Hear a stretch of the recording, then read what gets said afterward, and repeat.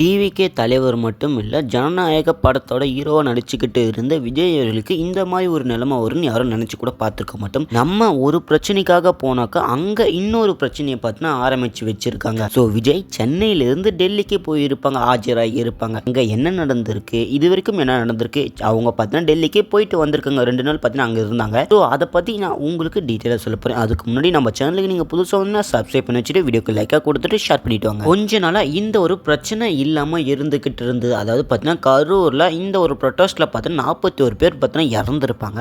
So அது பார்த்தீங்கன்னா கொஞ்சம் நாள் பிரச்சனை இல்லாமல் பார்த்தீங்கன்னா இருந்துக்கிட்டு இருந்தது. அதுக்குள்ளே பார்த்தீங்கன்னா 2 பிரச்சாரங்களை பார்த்து நடத்தி முடிச்சிட்டாரு விஜய் அவர்கள்.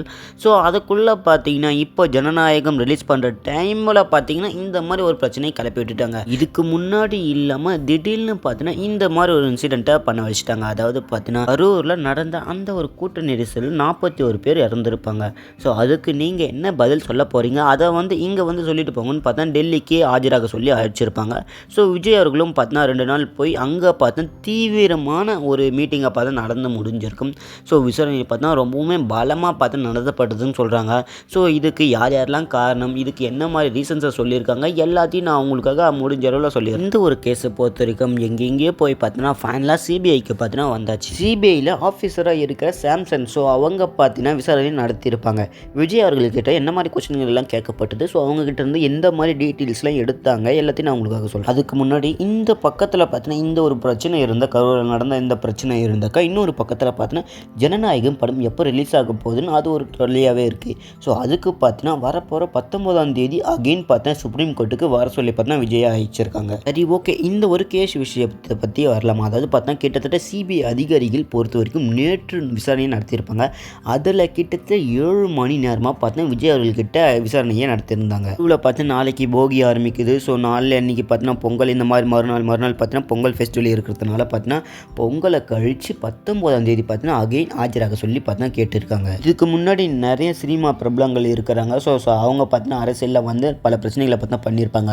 ஸோ நிறைய அரசியல்வாதிகள், அதாவது பார்த்தீங்கன்னா சினிமாவில் இருந்து அரசியல்வாதிகளாக மாறும்போது அவங்களுடைய கடைசி படம் நிறைய படங்கள் பார்த்தீங்கன்னா இந்த மாதிரி கேஸ் இஷ்யூவில் பார்த்தீங்கன்னா ரிலீஸ் ஆகாதே போயிருக்கு. ஒரு சில படங்கள் ரிலீஸ் ஆனாலும் பல குற்றச்சாட்டுகளுக்கு அப்புறம் பார்த்தீங்கன்னா ரிலீஸ் ஆகிருக்கு. இதுக்கு ஒரு எக்ஸாம்பிளாக பார்த்தீங்கன்னா இப்போ இன்னும் கொஞ்ச நாளில் பார்த்தீங்கன்னா சட்டமன்ற தேர்தல் நடக்க போகுது.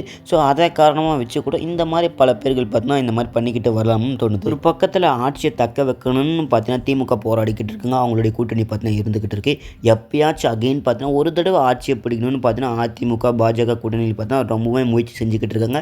இன்னொரு பக்கத்தில் பார்த்தீங்கன்னா அவங்களுக்கு ஆப்போசிட்டாக பார்த்தீங்கன்னா தாவேக்கா, நாம் தமிழர் கட்சிகள், சில கட்சிகள் பார்த்தீங்கன்னா வேகத்தை, அவங்களுடைய கோபமான ஆட்டிடியூடு எல்லாமே பார்த்தீங்கன்னா அக்ரிஷன் எல்லாத்தையும் பார்த்தீங்கன்னா காட்டிக்கிட்டு வராங்க. இப்போ தான் அதில் ஒருத்தவங்க தான் டிவிகேவோட கட்சி தலைவராக இருக்கிற விஜய் அவர்கள். அவங்க பார்த்தீங்கன்னா இப்போ அவங்களுடைய லாஸ்ட் படமான ஒன் லாஸ்ட் டைமாக இருக்கிற ஜனநாயகம் படம் பார்த்தீங்கன்னா ரிலீஸ் ஆகாத ஒரு பிரச்சனை பார்த்தீங்கன்னா ஓடிக்கிட்டு இருக்கு. ஜனநாயகம் படத்தை பொறுத்த வரைக்கும் பார்த்தீங்கன்னா திமுகவுக்கு ஆப்போசிட்டாக தான் விஜய் அவர்கள் நடிச்சிருக்கிறதாகவும் சொல்லியிருக்காங்க. ஸோ நிறைய ப்ரெஸ் மீட்டாக இருந்தாலும் சரி, ப்ரொட்டஸ்டாக இருந்தாலும் சரி, அவங்களுடைய விஜய் அவங்க பேச ஆரம்பித்தாக்கா திமுக ஒரு தீய சக்தி, இந்த மாதிரி பல வார்த்தைகளை பார்த்தீங்கன்னா திமுகவுக்கு ஆப்போசிட்டாக தான் பேசிக்கிட்டு வந்தாங்க. ஸோ அரசியலை பொறுத்த வரைக்கும் அகைன் பார்த்தீங்கன்னா இதை ஒரு படமாகவே எடுத்திருக்காங்க. இது எப்படி திமுக எப்படி ஒத்துப்பாங்க? ஸோ அது எல்லாத்தையும் மறுத்துக்க தானே செய்வாங்க. விஜய் அவங்கள பார்த்தீங்கன்னா அதிமுக பாஜக, ஸோ இவங்க எல்லாரும் பார்த்தீங்கன்னா ஒன்றா சேர்க்க சொல்லி பார்த்தீங்கன்னா இந்த மாதிரி ஒரு பிரச்சனையை ஸ்டேட் லெவல் இல்லாமல் பார்த்தீங்கன்னா மத்திய லெவலில் பார்த்தீங்கன்னா கொண்டுக்கிட்டு போயிருக்காங்க.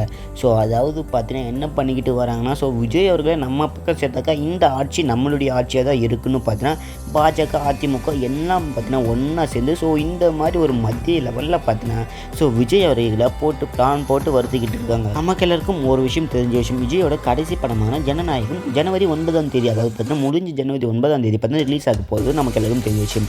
ஸோ அதையும் பார்த்தீங்கன்னா பேன் பண்ணிட்டாங்க, அதாவது பார்த்தீங்கன்னா போஸ்ட்போன் பண்ணிட்டாங்க. நம்ம எல்லாருக்கும் தெரிஞ்ச விஷயம். ஏன்னா அதை பற்றி நம்ம சேனலில் ஒரு வீடியோ போட்டுக்கிட்டு இருந்தோம்.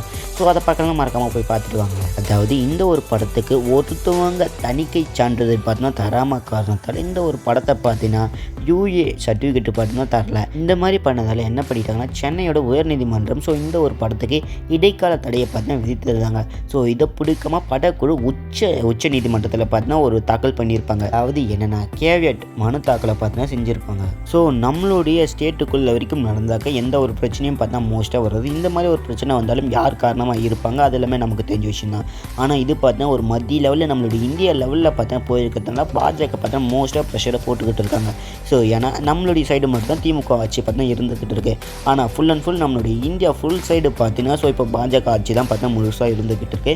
ஸோ மோஸ்ட்டாக பார்த்தீங்கன்னா விஜய் மேலே இவங்க ப்ரெஷர் போகிறதா சொல்லிக்கிட்டு வராங்க. இந்த மாதிரி நிறைய பிரச்சனைகளை பார்த்தீங்கன்னா இருந்திருக்கு. அதுக்குள்ளே பார்த்தீங்கன்னா பொங்கல் ஃபெஸ்டிவல் வந்ததால் இந்த பொங்கல் முடிஞ்ச உடனே அதையும் பார்த்தீங்கன்னா 19ஆம் தேதி விஜயை பார்த்தீங்கன்னா சுப்ரீம் கோர்ட்டுக்கு அழைச்சிருக்காங்க. இதை பற்றி நீங்கள் என்ன சொல்கிறீங்கன்னு மறக்காம கமெண்ட் சொல்லிட்டு இந்த ஒரு வீடியோ பிடிச்சா லைக் கொடுத்துட்டு ஷேர் பண்ணிட்டு சப்ஸ்கிரைப் பண்ணுங்கள். அடுத்த வீடியோவில் சந்திக்கலாம்.